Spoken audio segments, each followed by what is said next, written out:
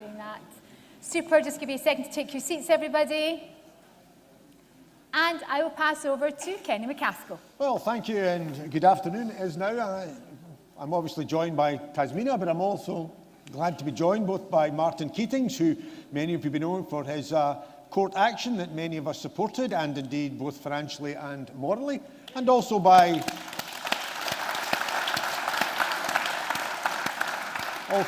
Gordon Dangerfield, who is Solicitor Advocate, many of whom you will be aware have been following his blogs in a variety of matters. And who I remember as a doughty campaigner going all the way back to the poll tax. So without further ado, we're here to have a discussion on the Supreme Court that was in the news earlier. Perhaps we could start by asking yourself, Martin, given that you tried to proceed with the court action initially, what was your view of what happened and your reflections perhaps on how you were treated? I wasn't there, and if I was, I didn't do it. The last 72 hours now, my perception in general has been, oh, déjà vu. Well, that seems rather watered down in terms of the arguments that are being made in the court. In terms of the way that I was treated with regards to the initial case, it wasn't me. It wasn't me that was treated that way. It was 11,000 members of the Yes movement.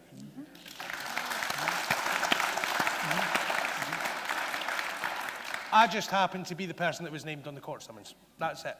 As simple as that. And obviously dealt with the administration. But when it came down to it, it was, for all intents and purposes, an exercise of 11,000 members of the electorate exercising their sovereignty. Now, the word sovereignty literally means where power lies. So they were going to their court in their country to ask a question about whether or not they had the right for a referendum to be legislated for in their country with respect to their future. And the court turned around and said, sorry, we can't actually, it's hypothetical, it's academic.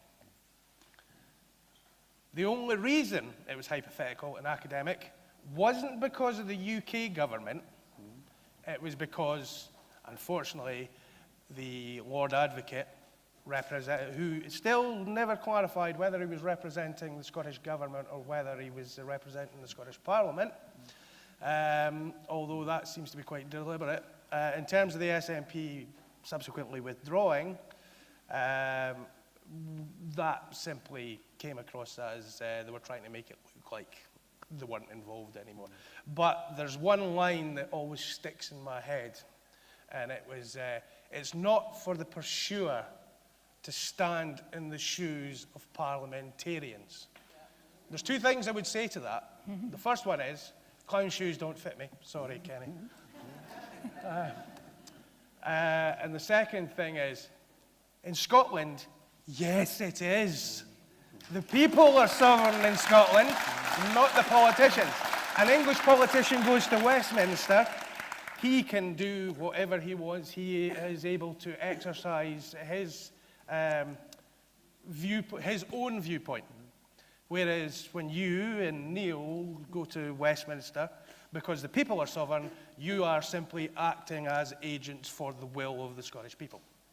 So yes, it very much is for the people of Scotland to stand in the shoes of parliamentarians, and it's for parliamentarians to respect the viewpoint of the people that they're supposed to be representing.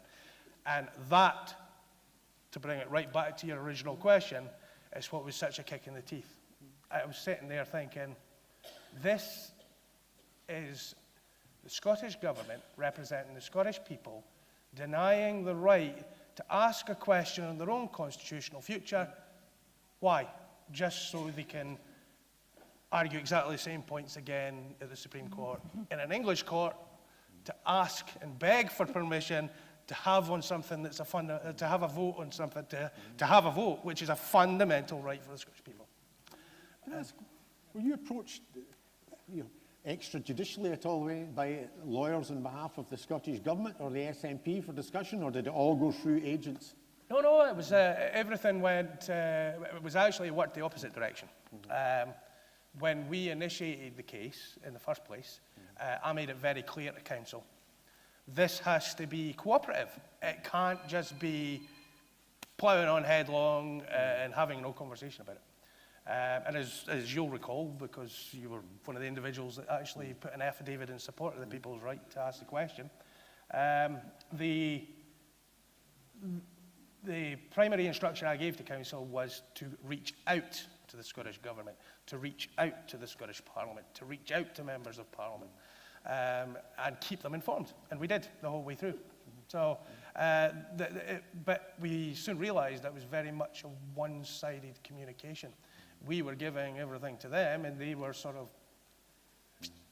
and then, obviously, the SNP decided... Sorry, I have to make it clear, SNP, Scottish Government, big difference, no difference, couldn't really tell which one the Lord Advocate was working for, Scottish Parliament, SNP. But the long and the short of it comes down to that we were communicating one direction. What we were trying to do is align things. We were basically exercising sovereignty of the people, to ask the question, get an answer on that question, hand the SNP a shotgun, and the SNP turned it on their own toes. And I thought, I'm pretty sure I saw this in an episode of The Twilight Zone. And then, of course, we find ourselves right back at the Supreme Court again, and it's exactly the same situation again. Same questions, same answers, a few references to my surname. In this case, was it in a large number of arguments, with the UK government taking exactly the same stance. It's hypothetical, it's academic. The only difference is it's the UK government actually arguing at this time, not sitting back and going, you've got it, Lord Advocate, on you go. So, yeah. Well, Gordon, sorry, can I ask, when you heard of the Lord Advocate's wheeze about the reference, what was your take given what you'd seen before? Well, it's an absolutely extraordinary thing for the Lord Advocate of the Scottish Government to somehow find herself in a position where she cannot support the principal policy recommendation of her own government. How does that situation possibly come about? And of course, Nicola presented it as this great wheeze that she had come up with. Look, we can go directly to the Supreme Court under this obscure part of the Scotland Act. How clever are we? But it isn't that. It's how, when you are the First Minister of Scotland and the Ministers of Scotland appointing a Lord Advocate, and you have a situation in which you have very respectable academic and legal opinion on one side, your side of the debate on whether there should be, whether it's within competence to have a Scottish referendum, and to be fair, very respectable academic and legal opinion on the other side, saying it's not within competence. And you are choosing a Lord Advocate. You choose a Lord Advocate that's on your respectable legal and academic side of the debate.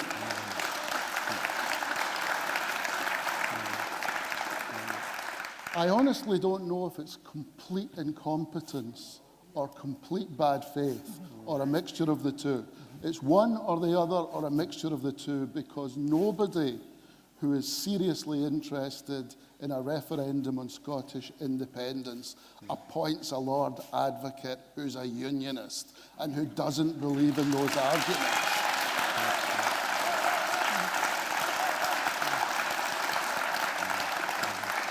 And I have to say this about the Lord Advocate.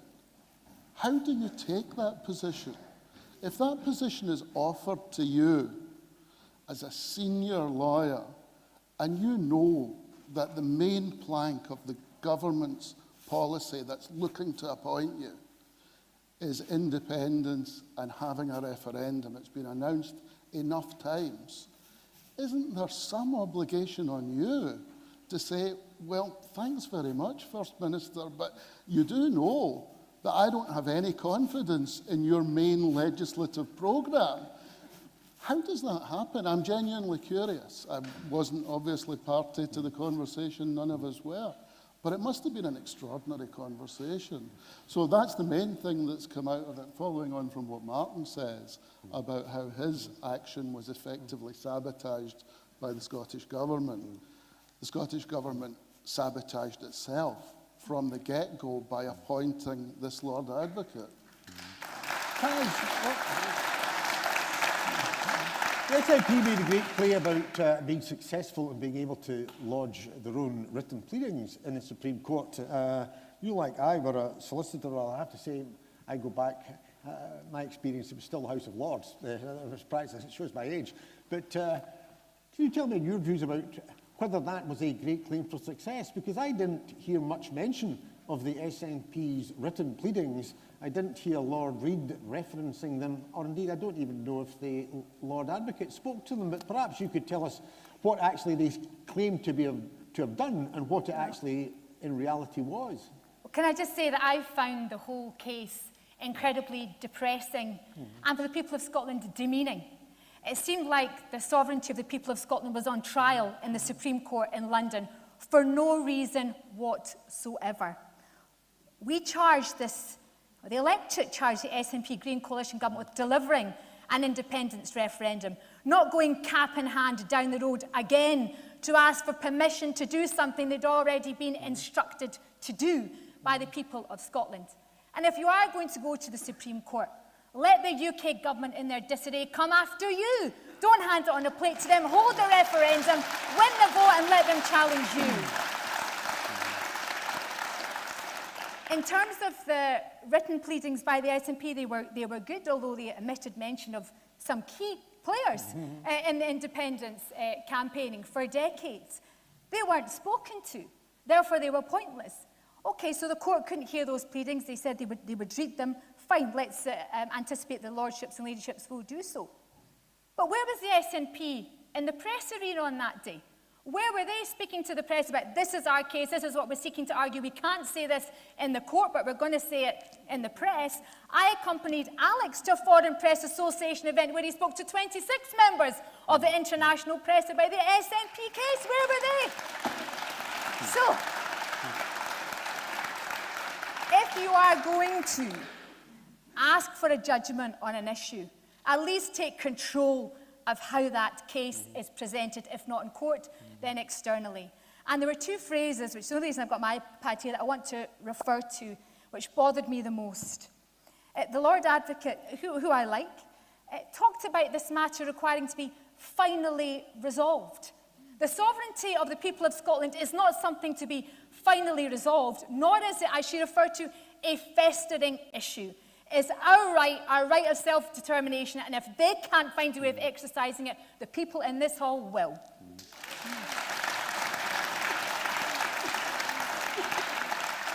Gordon, where do you think the likely outcome will put the legal position from a lawyer's perspective? Where are we likely to stand legally?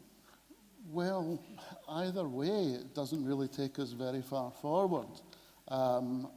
I certainly had the impression from the judges that they weren't buying the UK government's argument that prevailed in Martin's action of this is all very hypothetical and we don't have a completed bill and so we're not going to decide on it.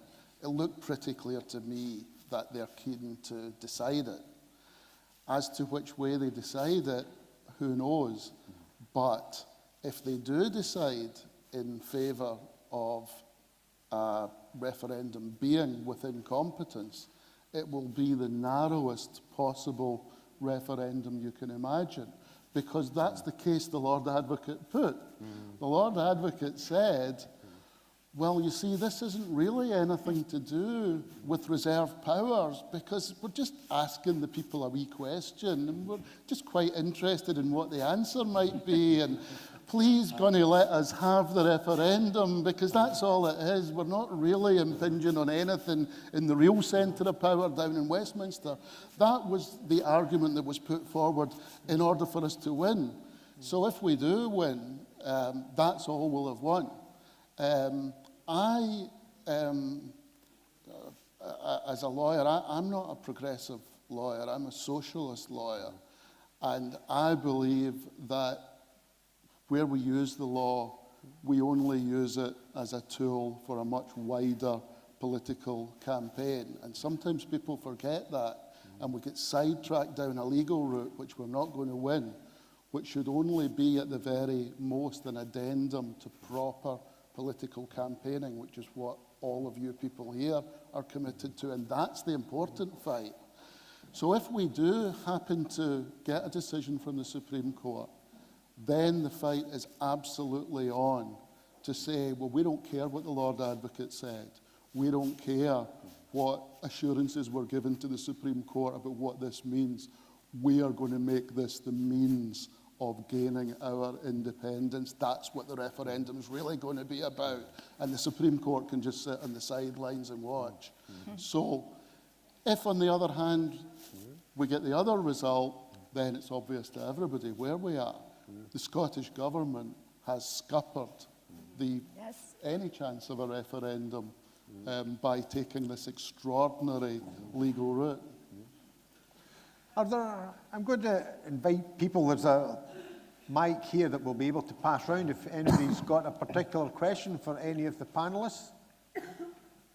But whilst we're looking round, perhaps, I mean, Gordon, it would be fair to say, without giving away names, I know many senior lawyers who took a different view from the Lord Advocate about the ability of the Scottish Parliament to at least discuss the legislation.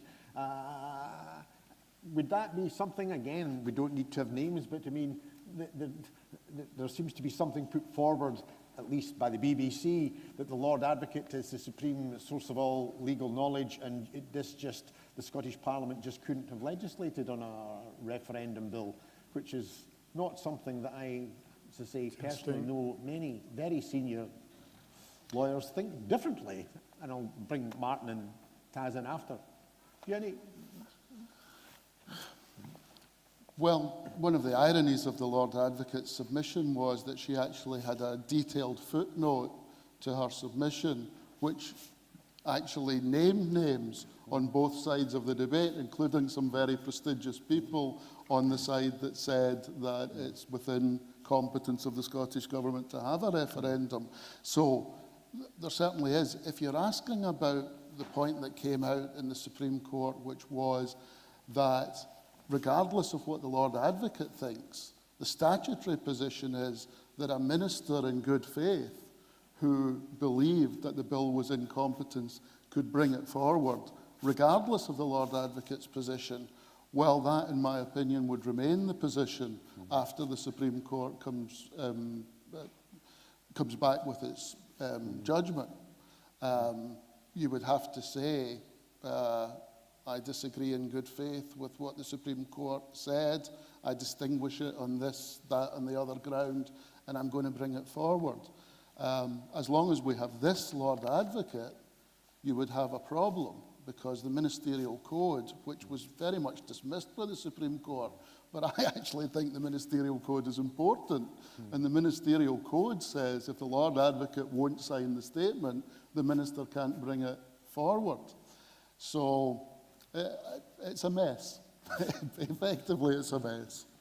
Martin, would you want to, any reflections from your own experience with, I presume, a past Lord Advocate, but representing the same different Lord Advocate, same day. Let's be clear about several things. Firstly, the Scotland Act provisions for bringing forward a bill stipulate that it requires it requires signing effectively by only 2 people, or signed off by 2 people, to confirm that it's within the competency of the Scottish Parliament. The first one is the MSP bringing it forward, and the second one is the presiding officer. With those 2, it's then able to be put forward in the Scottish Parliament. It's then up to Westminster to challenge that in the Supreme Court, because it becomes a devolution issue. The Lord Advocate doesn't have a veto on legislation in the Scottish Parliament. So the situation with, the second thing I want to make clear just before I continue is that the question is not, can Scotland have a referendum? The question is, can the Scottish Parliament legislate for a referendum? And that's really important because there's a difference between actually having a referendum and creating the legislation in order to create that franchise to have it. And one of the things that we found back in 2019 with this particular question is the reason it was deemed hypothetical and academic had nothing to do with the fact that a bill wasn't going through or anything like that. It was the fact that the Scottish National Party had not published the bill. That was the primary reason why the court threw it out. We were able to establish a lot of other stuff, which was great because this time round it allowed everybody to know a good number of questions. But the reason that case didn't go ahead was purely because the SNP didn't publish the bill. They could have very well gone back to the Scottish courts this time, having published the bill. It says, now we've published it, now it's not academic, it's not hypothetical, and have the Scottish Court of Session rule on it, not the Supreme Court. Wrong court.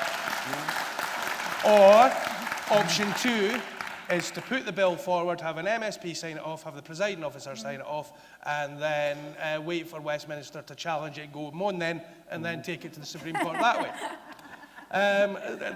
That's the two things. But the way we looked at it back at the original case was, if they prepared the bill, we would get a declarator from the Court of Session. The Court of Session would turn around and say, yes, it's okay to pass this bill. The SNP immediately pass it with an activation clause in it that doesn't tie them into calling the referendum immediately, but it does pass the bill immediately with an activation clause that says, say, a majority vote of the Scottish Parliament makes the terms of this bill, brings it into fruition.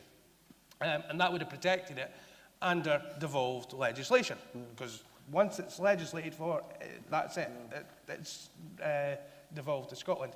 And then at that point, the UK government couldn't have challenged it because the court said it can't be challenged.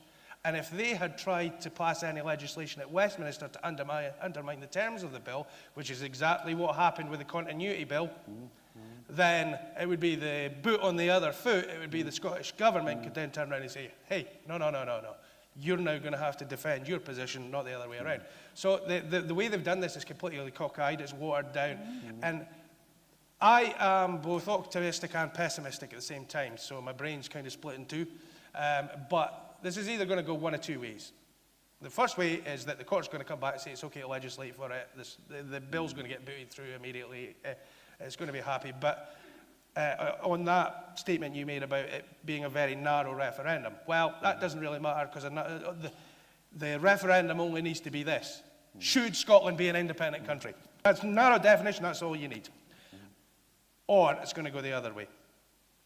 And the other way is that the court's going to turn around and say, sorry, Scottish Parliament can't legislate for that. And if that happens, then that is the Supreme Court in England, in Westminster, effectively saying that the Scottish people are not sovereign. And at that point, I'm sorry, but and I've held my tongue for long enough, there's only one way to say it. We're just going to have to take direct action in terms of striking and causing havoc. And the time to turn around and say, pretty, please give me a referendum, those days are over. It's no, you work for us, we're sovereign, we're having a referendum. If you don't like it, tough. And the long and the short of it is we can't have a second vote on independence, but you can have 5 new leaders. You can vote on that. No, that's not how democracy is the right, not just to choose, but the right to change one's mind. And as simple as that. So I read to see it, we're either going to be going to a referendum or, well, we're going to have to flood the streets and go on strike. Simple as that.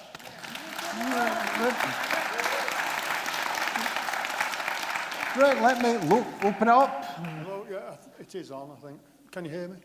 Yes, can you tell us?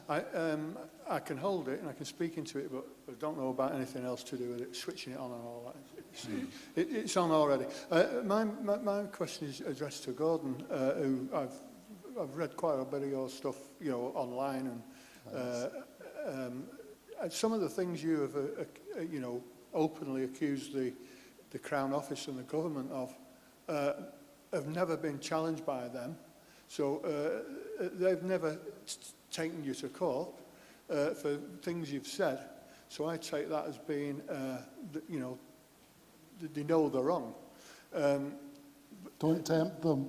Yeah, the thing is that I think from what I've heard on the debates and what you guys have said, I think that the current Scottish, the SNP Scottish government needs to be brought down, quite honestly. And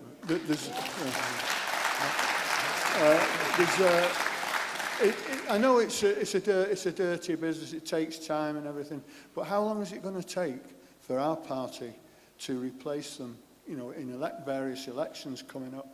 I think they need to be brought down. And the other issue that they're using the independence argument, although they're doing it very badly, but they're using it as a way of getting this GRA reform thing through as well. If you want to vote for independence, you've got to vote for us. The saying, one carrot after another, I know. But the thing is that if you vote for the SNP, you're also voting for the Is there GRA a question on the reform. Supreme Court case? Because we will be okay, having our discussions on all these issues. Well, all right, my question is, I've already mentioned it. The only way I can think of bringing the government down now is to expose what's been going on, regarding the appalling attempt to ruin Alex Salmond and this GRA reform business. If that goes through, which it's supposed to go through, how do we bring them down? Is there any chance that we can bring them down by, for instance, Alex's legal team announced some months ago that they were applying for a permission. Sorry, I mean, Gordon and Martin are here to discuss, the Supreme Court. There are a whole lot of issues. I was involved in Alex's defence as well, not in the legal capacity. Is there any chance of bringing them down quicker than by the usual route of winning in one election after another? Well, I think we're getting into a debate that should be, for the conference floor later. Are there other questions? There's somebody with their hand at the back. Hello, my name's Sally. I'm a sovereign Scot. Would you think that in terms of the options, and you said there was 2 likely outcomes, is there a third option where they'll kick it into the long grass in Westminster's interests, where they'll just say on the back of Keaton's result that it's too hypothetical, therefore we can't judge, and then the whole thing will be left lying in the long grass, and Nicola will say, well, we'll have to ponder on this, and it will just take all the steam out of the yes movement. And secondly, wasn't it a huge missed opportunity where a high-profile court case of such a nature like this, a constitutional issue, grabs the attention of the world stage, and instead of having someone passionately arguing and eloquently arguing the case, we had a piss-poor effort by an advocate who couldn't look up from her notes and stumbled and mumbled and clearly didn't have her heart in the right place, never mind her professional head in the right place.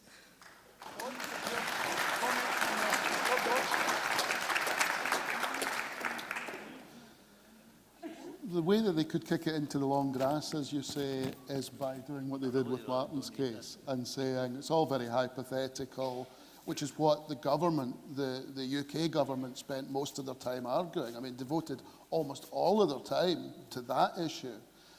My feeling from watching the judges was that that's not what they're going to do. My feeling was that they were very much taken with the idea of, well, what happens if the Scottish Government does have a law officer that's not sure? We've got this unique route I mean, there's no other way of getting directly to the Supreme Court. It's a very, very unusual thing in law to be able to do, even for a government. So I think they were quite, I had the impression they were quite taken with the idea of let's use this rather unique. So I think they will decide it, in other words. That's my opinion. I think they will decide it. And we will have a decision one way or the other. And if I can just comment on your point, it is related. I do believe myself that the reason this Lord Advocate was appointed was because Nicola Sturgeon does not care about independence, but she cares about reforming the GRA, she cares about trampling on women's rights, and she cares about being progressive and going down in history. And that's why we've got a Lord Advocate who won't have confidence in an independence referendum. It's all related. Right. Yep.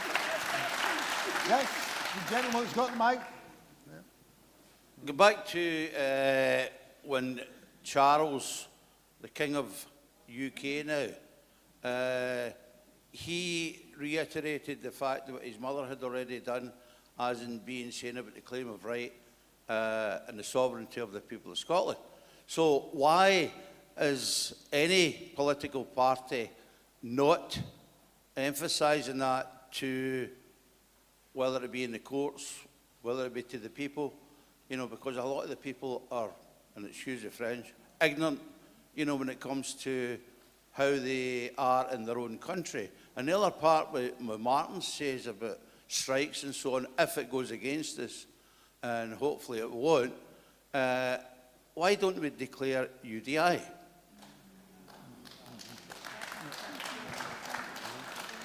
Martin, do you want to comment? Okay, I'll start from the front. The way we fix the legal system is independence, because all those institutions come down to basically the royal tiers, effectively. So the way we fix it is independence. Period. Is that. In terms of this is actually a harder question. UDI. I'll start with UDI. Only in the history of UDI, I think there's only something like 3 or 4 countries have been formally recognised on the international stage. International recognition is really, really important in terms of a country's success when they become independent. It's not just a case of international recognition, it's also a case of conflict. For a country to declare UDI and be recognised and it not be part of some sort of conflict is a very, very rare thing. So that's really not a route we want to go down. What we want to do is we want to show the international community that we've done everything within our power, within the system of the United Kingdom, in order to gain our independence, which that's the point we're at now, by the way. And then we look at extra legal options that Westminster doesn't agree with, the Supreme Court doesn't agree with, and then we use the international courts and we use other methodologies outside of the United Kingdom in order to be able to exercise our fundamental rights. But the easiest way, of course, is just to grind the entire country to a halt and face off against Westminster. It's probably the most accelerated option, and just say, on then. Force them into a position whereby they have to agree terms for a referendum that's legally binding. A few points to address here. First of all, wrong case, wrong court. We all agree on that. Second of all, let's take this further. Let's give the benefit of the doubt. Let's imagine that the Supreme Court says, yes, go ahead and have your referendum. We're going to campaign out on the doorsteps and tell people we really need them to come out and vote. Whilst at the same time, they're going to hear that their vote doesn't matter, because that's the case that was made. There's no legal effect. You vote, so please come out and vote, but actually, it's not going to have any legal effect. I simply cannot understand why the SNP Green coalition are giving up on the Section 30 route, just putting it to the sideline, or the rest of us try and find a way around it. To be quite frank, the current Tory government are certifiably incapable of making a decision on anything. So if they were to refuse a Section 30 order, we would be in order to say they've lost their minds. Of course we should be having a Section 30 order. And one more point. the Tories are so detestable, if their policies are so dreadful, why did the Scottish Government, the SNP government, the SNP party, not support our attempts at a supermajority in the Scottish Parliament to get rid of the Tories? And why did they not reciprocate when we asked for their support in the Scottish Council elections to ensure that every one of those councils that were required to run an election on our sovereignty would have our people in them too?